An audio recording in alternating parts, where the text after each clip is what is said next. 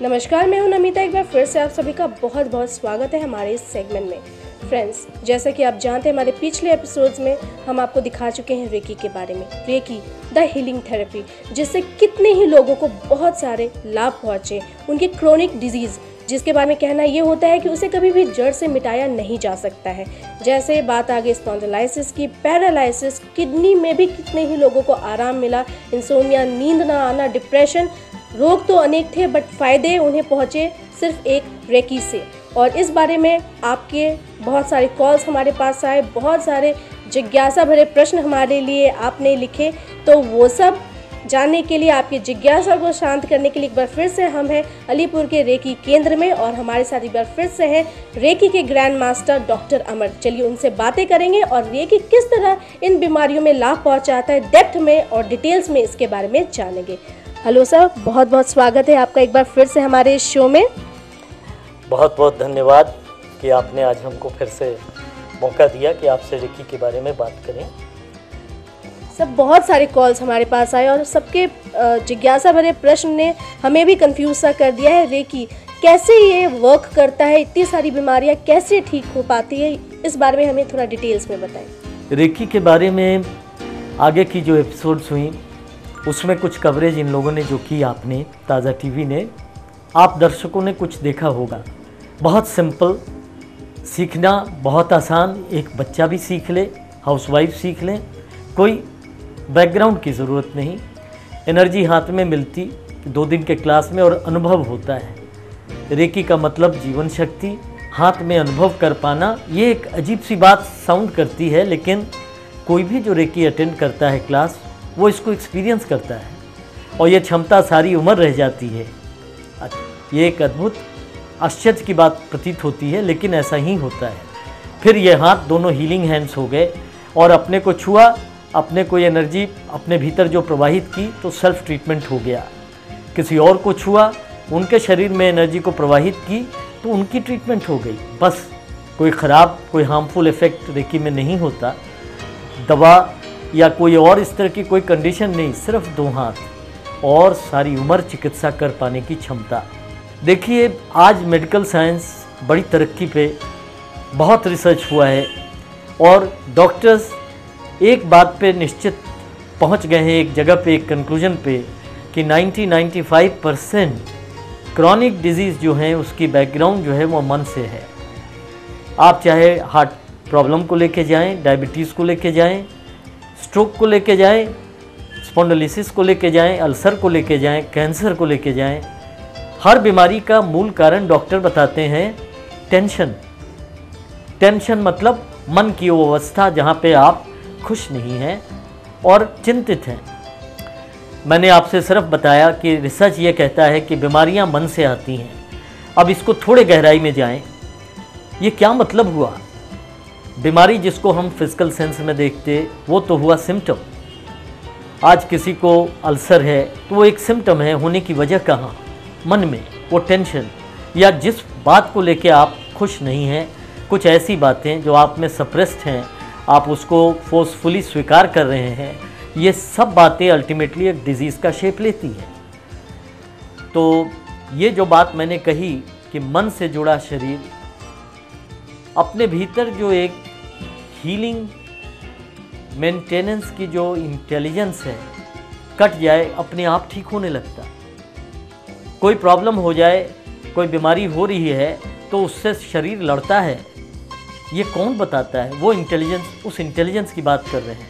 हर एक के भीतर ये क्षमता है, कम ज़्यादा हो सकती है। रेकी इसको जागृत करती है। अब मन से जुड़ा शरीर का प्रॉब्लम, मैं स्पेसिफिक कुछ बातें बताने जा रहा हूँ, गौर से सुने। चर्चा करेंगे जो आपकी समझ में आसानी से आए। जैसे पेट की बात करते हैं, आयुर्वेद में ये कहा गया, indigestion is the mother of all diseases. थोड़ी देर पहले मैंने कहा disease is a symptom which reflects a bodily change. लेकिन मूल कारण कहीं पे है कि कहीं पे हम अपने जीवन में, कहीं पे अपनी सूझबूझ में, अपनी समझ में, अपनी इमोशन में जैसा होना चाहिए वैसे नहीं है। कहीं कोई तकलीफ़ जिसको हम मान के चल रहे हैं, बर्दाश्त करके चल रहे हैं या फोर्सफुली लेते जा रहे हैं अपना स्वभाव समझकर, कहीं पे उसका एक असर आ रहा है। पेट की बात से, पेट से जुड़ा हुआ बहुत तरह के डिजीज़ेज़। पेट का काम क्या? फिजिकल लेवल पे हम देखते कि पेट का काम है खाना खाना। पेट में जब वो खाना जाए तो उसको पचाना और उससे जो अच्छी चीज़ें हैं उसको बॉडी में रखना और जो बेकार चीज़ें रह गई उसको बाहर फेंकना। तो ये है correct system of working of stomach. लेकिन जब इंडाइजेशन हो, प्रॉब्लम्स हो, तो इसका क्या मतलब? पेट को जब शारीरिक मैंने बताया, जो फिजिकल एस्पेक्ट्स बताया, वो तो समझने में बड़ा आसान, लेकिन पेट का दूसरा काम भी है, रिफ्लेक्ट करता है, वो सिंबॉलिकली रिफ्लेक्ट करता है कि पेट इज़ ऑल्सो, ये जो स्टमक है, यहाँ पर हम अपनी इमोशंस, अपनी ये जो हम आज संसार से तरह तरह की फीडबैक ले रहे हैं इंप्रेशंस की, इसको डाइजेस्ट कर पाते हैं कि नहीं। ये हमारे जब हम सिस्टम में आता है, इसको हम डाइजेस्ट करके इसको जिससे निष्कर्ष लेना है रख लिया, उससे कुछ सीखना है सीख लिया, बाकी को वापस कर दिया। ऐसा हम कर पाते हैं कि नहीं? आम देखा जाए नहीं कर पाते। और जब ये नहीं कर पाते, इमोशनल इंडाइजेशन होता है, तो वो रिलेटेड टू फिजिकल इंडाइजेशन होता है। अब फिजिकल इंडाइजेशन का तरह तरह का प्रभाव, जैसे आप देखें कि आपको भूख नहीं लगती, क्या मतलब इसका? जब आप नए कोई चीज़ को नहीं ग्रहण कर पाएँ या आपके पास ग्रहण करने की इच्छा नहीं रह गई, इमोशनल इनपुट्स को आप नहीं ग्रहण कर पाएँ। वर्ल्ड में इतनी सारे डे की डे चेंजेस होती हैं, but you stick to your old values, old systems which may not be relevant today. तो ये इंडाइजेशन का एक नमूना हुआ। आप नहीं खा पाते, नई चीज़ नहीं ग्रहण कर पाते, धीरे धीरे ये आपके शरीर पे असर लाती है। ऐसा ही दूसरा देखें प्रभाव, अगर आपके पेट में आप देखें कि कॉन्स्टिपेशन है। अब कॉन्स्टिपेशन का क्या मतलब? जो रोगी पीड़ित होते हैं वो खाना तो खाते हैं लेकिन फेंक नहीं पाते, उससे जो चीज़ें काम की नहीं रह गई उसको फेंक नहीं पाते। ऐसा ही उनके साथ इमोशनल इनपुट्स का होता है।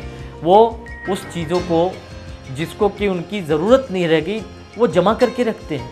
कहीं कोई इंसल्ट हो गया तो उनके भीतर है, कहीं कोई गुस्सा आ गया तो उनके भीतर है। अब ये जो इमोशनल इनपुट्स हैं, इसको डाइजेस्ट करने का मतलब ये होता है कि उससे जो सीखना है, सीख करके आगे बढ़ना। ये तो हुई प्रोग्रेस। और अगर उसको रख लिया तो फिर हो गया इंडाइजेशन, फिर इसका प्रभाव शरीर पे।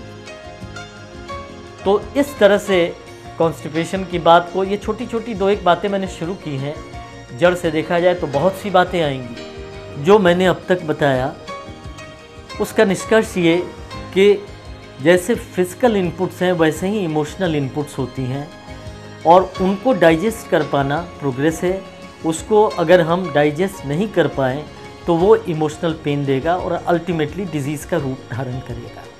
आज मैंने छोटे में पेट की बात को लेते हुए शुरुआत की थी।